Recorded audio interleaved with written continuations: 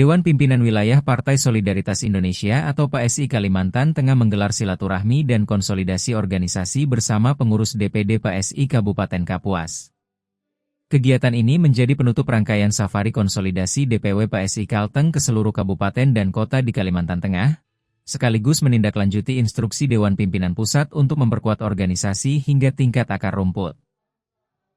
Dalam pertemuan tersebut, pengurus wilayah melakukan evaluasi terhadap perkembangan pembentukan kepengurusan di tingkat kecamatan dan desa. Hingga saat ini, dari 17 kecamatan di Kabupaten Kapuas, kepengurusan tingkat kecamatan telah terbentuk di 14 wilayah, sementara 3 kecamatan lainnya masih dalam proses pembentukan, termasuk kepengurusan tingkat ranting.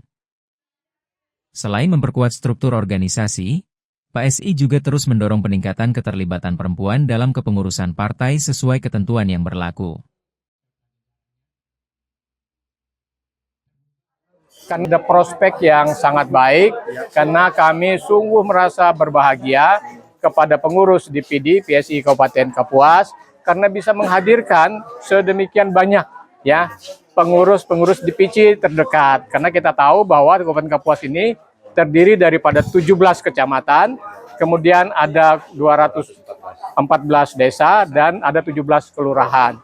Nah, capaiannya juga cukup menggembirakan, karena dari 17 kecamatan itu telah terbentuk 14 kecamatan, ya, dan 3 kecamatan terluar atau terjauh begitu, dan pada saat ini masih dalam proses untuk mengejar ya penyelesaian daripada struktur di tingkat DPC.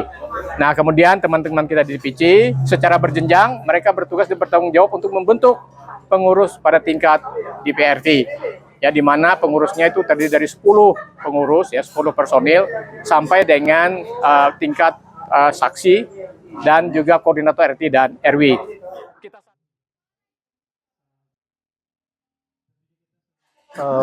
Program utama kita adalah apa yang menjadi persyaratan terutama untuk pembentukan DPC dan DPRT ya.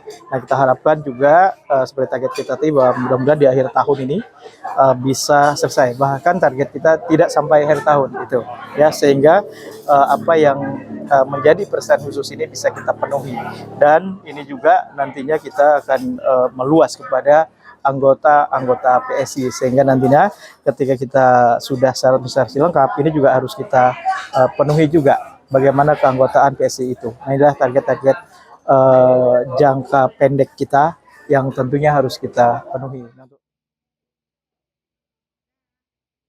Sementara itu, DPD PSI Kabupaten Kapuas menyatakan siap mempercepat pembentukan kepengurusan hingga tingkat desa dan kelurahan meski menghadapi tantangan luasnya wilayah Kabupaten Kapuas yang mencakup 17 kecamatan, 214 desa, dan 17 kelurahan.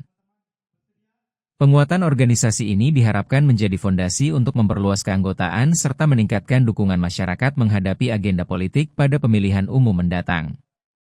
Agus, Banua TV Kabupaten Kapuas melaporkan.